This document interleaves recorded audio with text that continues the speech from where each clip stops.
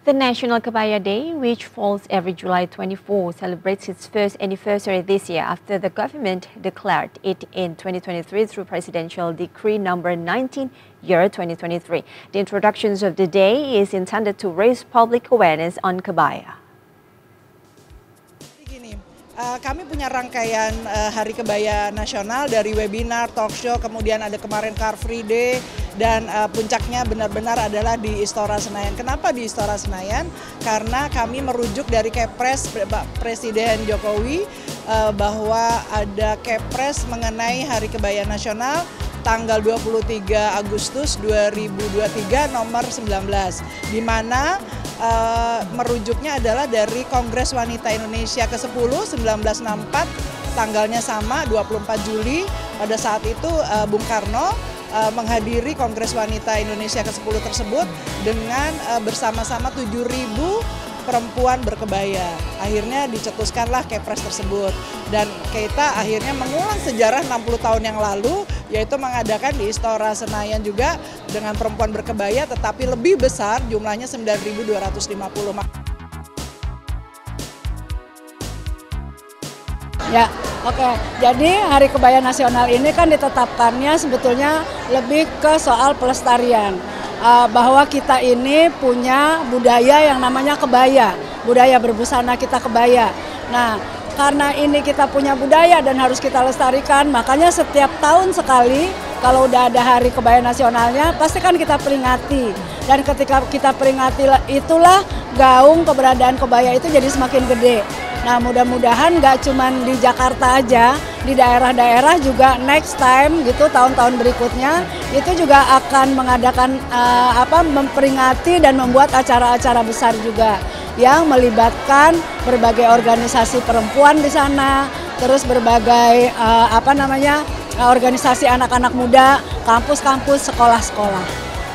Sangat menginspirasi sekali karena kita bisa memakai kebaya, busana kebaya untuk kegiatan sehari-hari seperti bekerja, untuk ke kantor, kemanapun, hangout juga bisa pakai kebaya.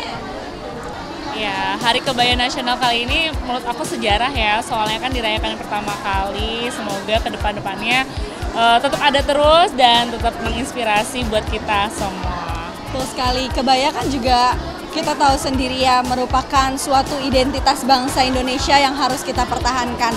Jadi dengan diinisiasinya Hari Kebaya ini juga merupakan suatu pakem di Indonesia sendiri yang bisa makin mengapresiasi budaya kita.